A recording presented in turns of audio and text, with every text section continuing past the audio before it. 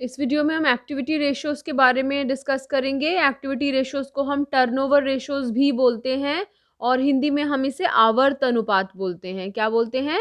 आवर्त अनुपात। क्या होती हैं एक्टिविटी रेशियोज़ या टर्नओवर? आपको पता है टर्नओवर जो होता है वो सेल्स का भी दूसरा नाम है। जो एक फर्म सेल्स करती है, अपनी गुड्स को सेल करती है, तो उसका दूसरा नाम टर्नओवर होता है। कभी आप न्यूज़पेपर पढ़ते होंगे अगर, तो उसमें आप ज़रूर टर्नओवर शब्द को देखते होंगे। यह अनुपात बिक्री का अन्य मदों के साथ संबंध दर्शाता है। जो सेल्स है, उसको बाकी आइटम्स के साथ में रिलेट करते हुए ये सारे अनुपात निकाले जाते हैं। वो बाकी सारे आइटम्स क्या होते हैं, जैसे-जैसे हम देखेंगे वो करते जाएँगे। अब कितनी तरह की एक्टिविटी रेशियोज़ हैं जो हम यहाँ पर डिस्कस करेंगे, दिखाई दे रहा होगा। 1, 2, 3, 4 कितने तरह की एक्टिविटी रेशियोज़ डिस्कस करेंगे हम? 4। Number 1 inventory turnover ratios, number 2 trade receivables turnover ratios, number 3 trade payable turnover ratio and number 4 working capital turnover ratio। सब जगह turnover word है इसीलिए ये turnover ratios है। turnover का मतलब सेल्स के साथ अन्य मदों का संबंध दर्शाता है ये। सबसे पहले ये रेशियो से शुरू करते हैं जिसका नाम है इन्वेंट्री टर्नओवर रेशियो। तो सबसे पहले हेडिंग डाल लीजिए इन्वेंट्री टर्नओवर रेशियोज। इसके बारे में लिखते हैं, यह अनुपात दर्शाता है कि कितनी तेजी से, कितने फास्ट हम अपने स्टॉक को सेल्स में परिवर्तित कर पा रहे हैं। हम माल खरीद के लाए और वो बिक गया, फिर हम माल खरीद के लाए, फिर माल बिक गया। तो ये टर्नओवर है हमारा। माल जो है आ रहा है स्टॉक में और बिकता चला जा रहा है। या इसका आंसर जो होता है वो हमेशा टाइम्स में आता है। अगर आंसर आ रहा है 12 टाइम्स यानी कि एक साल में 12 बार ऐसा हुआ कि हम माल लेकर आए और वो बिक गया, फिर माल लाए फिर बिक गया, फिर माल लाए फिर बिक गया। तो टर्नओवर रेशियो जितनी ज़्यादा होती है, फर्म के लिए उतनी ही अच्छी होती है। क्यों? क्योंकि इसका मतलब है कि माल रुक नहीं रहा, फटाफट बिकता चला जा रहा है। अगर सपोज़ साल में एक ही बार हमारा माल बिक रहा है, टर्नओवर रेशियो 1 ही है, इसका मतलब हम तो साल में एक ही बार अपना माल बेच पा रहे हैं, तो कितना प्रॉफ़िट कमा लेंगे फिर हम। तो यह अनुपात दर्शाता है कि कितनी तेज़ी से हम स्टॉक को सेल्स में परिवर्तित कर पा रहे हैं और यह प्रबंध की इन्वेंट्री मैनेजमेंट को भी दर्शाता है। फिर यह अनुपात जितना अधिक होता है, संगठन के लिए उतना ही अच्छा होता है। अब फॉर्मूला देखते हैं इन्वेंट्री टर्नओवर रेशियो का क्या होता है। फॉर्मूला लिख लीजिए, inventory turnover ratio is equal to cost of revenue from operations. क्या फॉर्मूला है? Cost of revenue from operations बटे में एवरेज इन्वेंट्री। ठीक है, दोबारा रिपीट करेंगे इन्वेंट्री टर्नओवर रेशियो का फॉर्मूला साथ साथ। Cost of revenue from operations बटे में एवरेज इन्वेंट्री से नोट कर लो। अब cost of revenue from operations का मतलब क्या है? जो cost of revenue from operations है उसका दूसरा नाम कॉस्ट ऑफ गुड्स सोल्ड भी होता है बेटा। नाउ अब cost of revenue from operations को निकालने के कई तरीके। पहला तरीका, रेवेन्यू फ्रॉम ऑपरेशंस में से अगर हम ग्रॉस प्रॉफिट को माइनस कर दें। दूसरा तरीका, अगर ग्रॉस लॉस हो रखा है, अगर प्रॉफिट को माइनस करना है तो लॉस को क्या करना पड़ेगा हमें, plus. Either of the two conditions will be satisfied. या फिर तीसरा तरीका cost of revenue from operations निकालने का, opening inventory plus net purchases plus direct expenses minus closing inventory. क्या है cost of revenue from operations का formula? Opening inventory plus net purchases plus direct expenses minus closing inventories. और क्या तरीका है cost of material consume निकालने का, sorry cost of goods sold निकालने का या cost of revenue from operations निकालने का? जो हमने statement of profit and loss सीखा है उसमें हम एक्सपेंसेस में लिखते थे ना, cost of material consumed plus purchase of stock in trade plus change in inventory plus direct expenses. अगर इस तरीके से लिखा हुआ है तो वो भी हम इसमें सम्मिलित कर सकते हैं ना। What are direct expenses? Direct expenses are those expenses which are directly related to production. वे एक्सपेंसेस जिनका सीधा संबंध उत्पादन से होता है उन्हें हम डायरेक्ट एक्सपेंसेस बोलते हैं। या दूसरे शब्दों में जो ट्रेडिंग अकाउंट में जितनी भी आइटम्स लिखी होती हैं वो सब हमारी डायरेक्ट एक्सपेंसेस की कैटेगरी में आती है। इसे नोट कर लो। ये चीज़ें ज़्यादा क्लियर तब होंगी जब अभी हम क्वेश्चंस करेंगे ये सारे फॉर्मूला लिखने के बाद में। ये लिख लीजिए, उसके बाद में हम डिस्कस करते हैं कि एवरेज इन्वेंट्री का मतलब क्या होता है। किसी का भी एवरेज निकालेंगे तो ओपनिंग जमा क्लोजिंग बटे में 2। So average inventory is opening inventory plus closing inventory बटे में 2। किसी का भी एवरेज निकालेंगे तो ऐसे निकालेंगे, अभी आगे और का भी एवरेज निकालना है। नेक्स्ट रेशो, हेडिंग डालिए ट्रेड रिसीवेबल्स टर्नओवर रेशो। क्या होती है ट्रेड रिसीवेबल्स टर्नओवर रेशो? और ट्रेड रिसीवेबल कहाँ पढ़ा था हमने? ट्रेड रिसीवेबल्स बैलेंस शीट में, करंट एसेट्स में।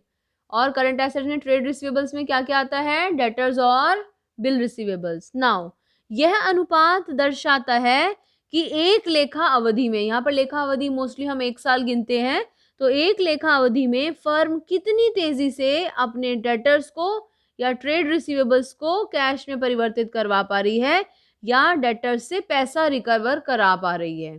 तो दोनों तरीकों से किसी भी तरीके से लिख सकते हैं कि ट्रेड रिसीवेबल्स या डेटर्स से पैसा कितनी तेजी से फर्म रिकवर करा पा रही है, या फिर एक फर्म कितनी तेजी से अपने डेटर्स को कैश में परिवर्तित कर पा रही है। यह अनुपात टाइम्स में आता है, इसका आंसर भी टाइम्स में आता है। जितनी भी टर्नओवर रेशोज हैं, जितनी भी टर्नओवर रेशोज हम पढ़ेंगे, सबका आंसर टाइम्स में आता है। 2 टाइम्स, 3 टाइम्स, 5 टाइम्स, इस तरीके से हम आंसर को लिखते हैं। और यह अनुपात जितना अधिक होता है फर्म के लिए उतना ही अच्छा होता है। क्यों होता है फर्म के लिए उतना ही अच्छा? क्योंकि इसका मतलब होता है कि फर्म उतनी तेजी से ही डेटर से पैसा रिकवर कर पा रही है, जल्दी जल्दी पैसा लौट के फर्म के पास आ रहा है, तो उसको उधार के पैसे की जरूरत ही नहीं पड़ती अगर अपना पैसा जल्दी जल्दी लौट कर वापस आता है तो। फॉर्मूला देखते हैं इसका।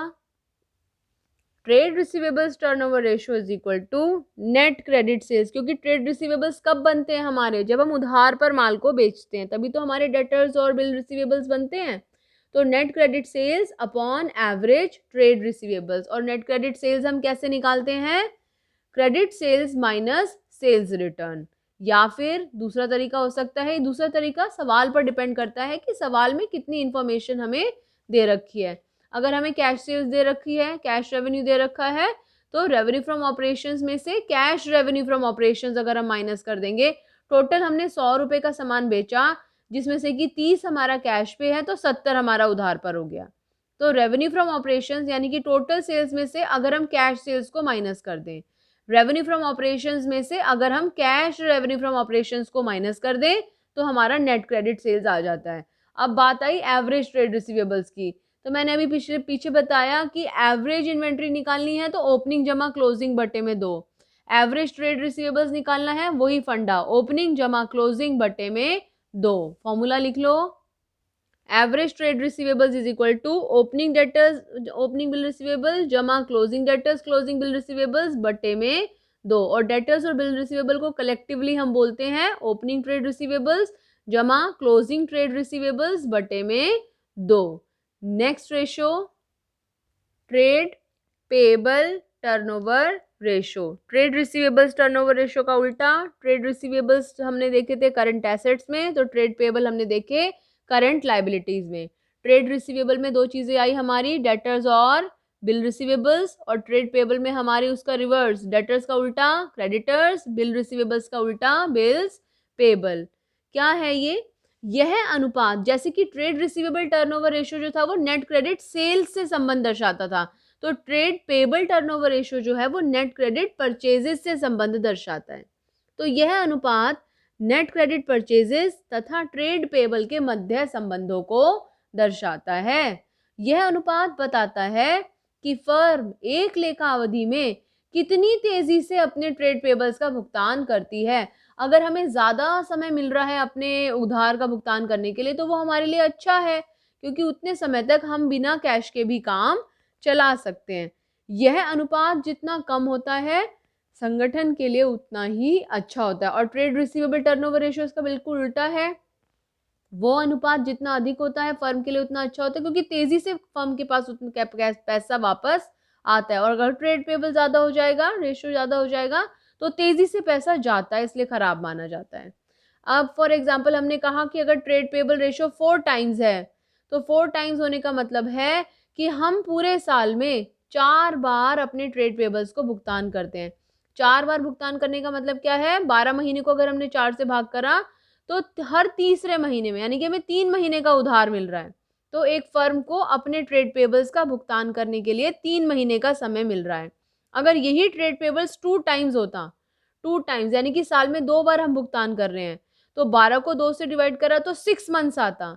6 मंथ्स आने का मतलब क्या होता कि एक फर्म अपने ट्रेड पेबल का भुगतान करने के लिए उसको 6 महीने का टाइम मिल रहा है, तो बहुत अच्छी बात है। तो इसीलिए हमने कहा कि अगर ये ट्रेड पेबल रेशो जितनी कम होती है संगठन के लिए उतना ही अच्छा होता है। फॉर्मूला नोट करेंगे इसका। Trade payable turnover ratio is equal to net credit purchases upon average trade pebbles.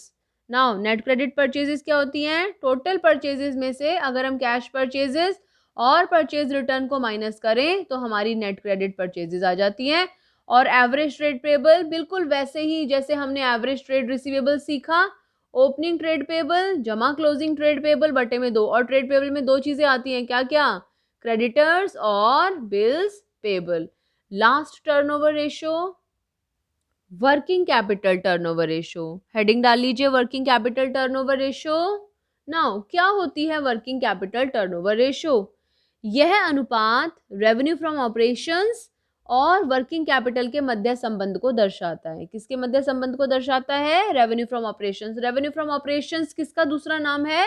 Net sales का, या हम टर्नओवर भी कह सकते हैं। और वर्किंग कैपिटल कैसे निकालते हैं वो भी अभी डिस्कस करेंगे।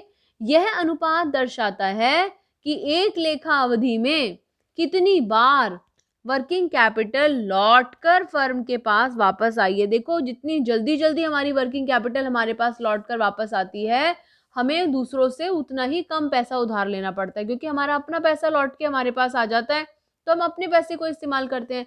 तो यह अनुपात जितना ज़्यादा होता है फर्म के लिए उतना ही अच्छा होता है।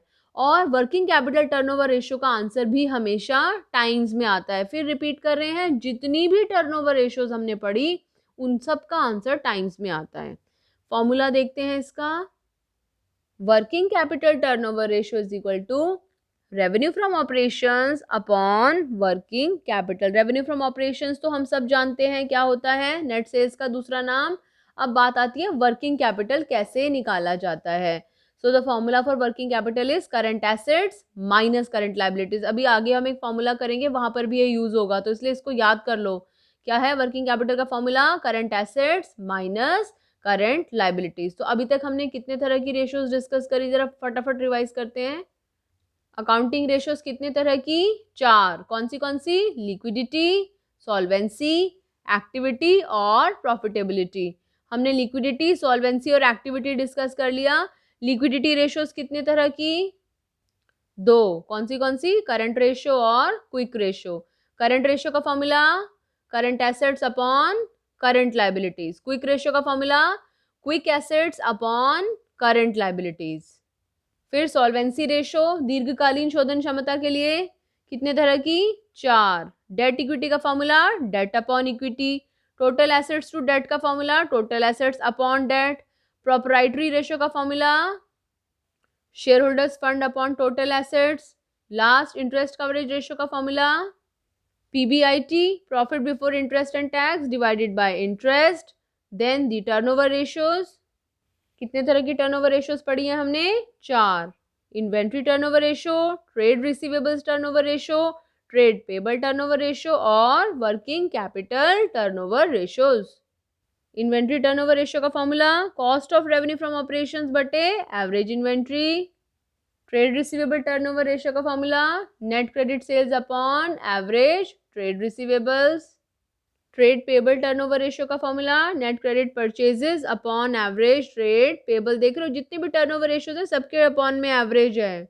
और last working capital turnover ratio revenue from operations upon working capital. Working capital का formula current assets minus current liabilities. याद हो गई?